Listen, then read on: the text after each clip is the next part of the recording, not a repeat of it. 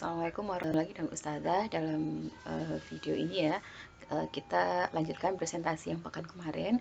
Hari ini Ustazah akan mempresentasikan tentang pusat pertumbuhan.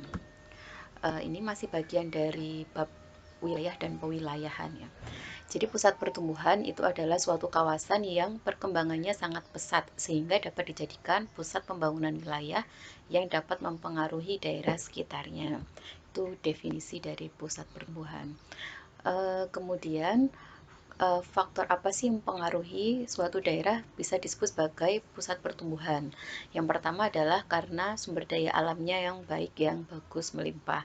Kemudian sumber daya manusianya berkualitas gitu ya, pendidikannya tinggi seperti itu. Kemudian lokasi ini biasanya dia lokasi secara geografis ya, dia merupakan daerah dataran, kemudian transportasinya lancar dan sebagainya. Selanjutnya contoh misalnya, kalau kita lihat skala nasional ya, contoh dari pusat pertumbuhan itu misalnya kota Surabaya, Medan, Makassar yang termasuk kota metropolitan. Kemudian yang pusat pertumbuhan regional skalanya itu ada Jabodetabek, Joglo, Semar kalau di sini ya. Itu. Kemudian untuk menentukan mana sih wilayah-wilayah atau daerah atau kota yang termasuk sebagai pusat pertumbuhan ya, untuk mengidentifikasi pusat pertumbuhan, maka ada beberapa teori yang bisa kita gunakan ya, yaitu teori pusat pertumbuhan. Nanti di sini Ustazah akan menjelaskan beberapa. Nah, di teori ini sebenarnya nanti juga berkaitan dengan ekonomi gitu ya. Nanti kalau yang minat ekonomi, silakan nanti bisa bertanya ke Ustazah Fitri atau ke Ustadz Mario ya tentang hubungannya antara teori yang ada di geografi ini dengan ekonomi, karena nanti kita juga akan membahas tentang pertumbuhan ekonomi, ada kaitannya dengan pertumbuhan ekonomi. Ke teori pertama ya, yaitu teori tempat sentral atau central place theory. Ini dikemukakan oleh Walter Christaller. Teori ini menggambarkan bahwa tempat sentral merupakan satu titik simpul dari bentuk heksagonal. Bentuknya seperti ini, heksagonal atau skala 6. Daerah skala 6 ini merupakan wilayah yang penduduknya mampu terlayani oleh tempat sentral. Jadi di tengah-tengah ada tempat sentralnya. Nah, tempat sentral itu sendiri tidak melulu harus kota ya. Dia bisa juga berupa mall, berupa pasar gitu, atau desa. Seperti itu ya, tidak hanya kota gitu. Kalau di gambar ini ada berbagai macam tempat sentral ya. Yang merah itu adalah kota besar, yang orange itu kota kecil, kemudian ada pasar ya, pasar yang ada di kota, kemudian ada desa yang kecil-kecil warna hijaunya, ada desa. Terus kemudian yang garis-garis ini ada batasannya.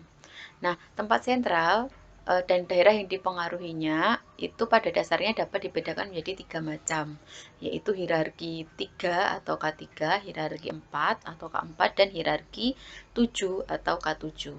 Nah, apa maksud dari hierarki 3, 4, dan 7? Ini Ustazah jelaskan di slide berikutnya. Pusat pelayanan pasar yang selalu menyediakan kebutuhan bagi daerah sekitarnya itu hierarki hierarki K3 seperti ini ya. Jadi biasanya wilayah ini itu pusat yang melayani secara optimal itu adalah pasar gitu ya. Jadi pasar itu dia bisa melayani sepertiga wilayah tetangganya, maka disebut hierarki 3 ya. Jadi salah satu cirinya ada hierarki 3 itu adalah yang optimal untuk melayani adalah pasar. Selanjutnya hierarki 4 atau keempat. Ini wilayah ini dan daerah sekitarnya yang terpengaruh memberikan kemungkinan jalur lalu lintas yang paling efisien.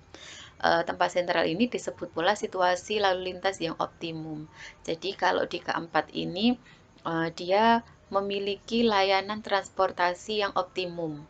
Jadi dia bisa mempengaruhi setengah wilayah di sekitarnya. Gitu ya. Kemudian hierarki 7 atau K7 selain mempengaruhi wilayah sendiri, juga mempengaruhi seluruh bagian atau satu bagian dari masing-masing wilayah tetangganya.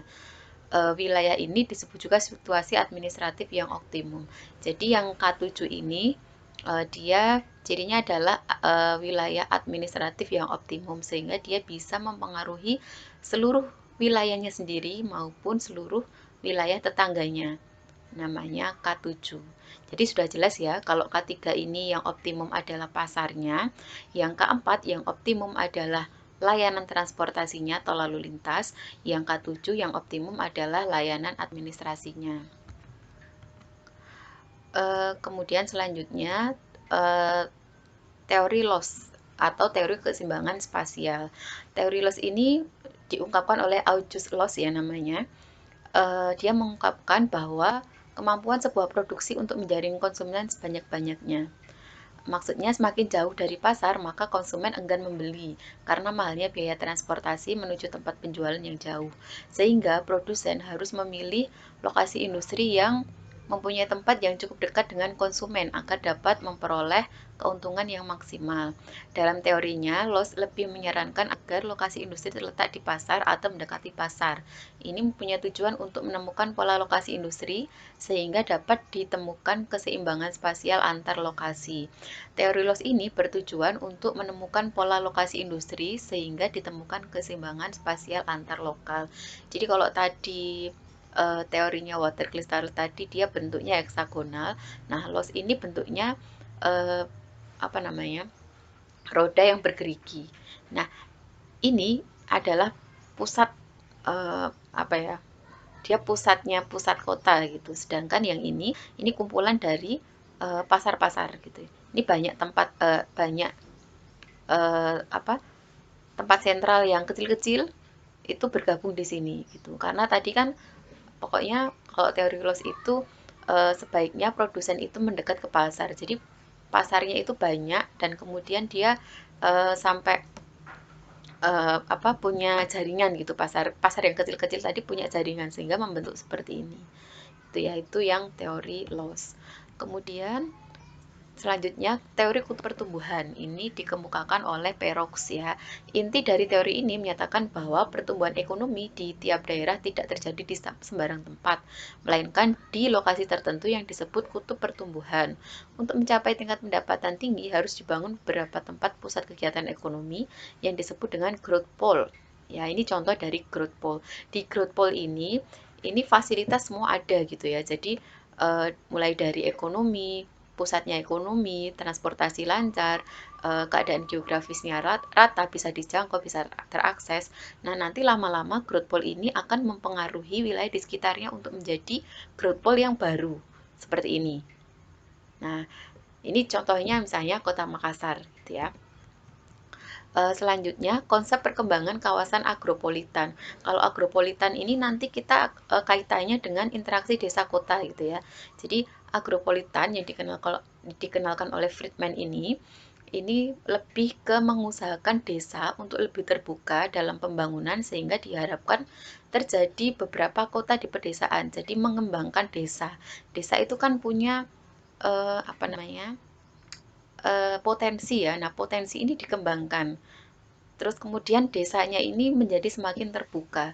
Nanti kalau sudah berjalan aktivitas ekonomi dan semakin maju, nah insya Allah nanti desa ini akan berkembang menjadi kota. Maka disebut dengan agropolis. Nah, dan konsep ini disebut dengan konsep agropolitan. Gitu. Nah, itu tadi beberapa konsep tentang pusat pertumbuhan. Kita sambung videonya di lain kesempatan. Wassalamualaikum warahmatullahi wabarakatuh.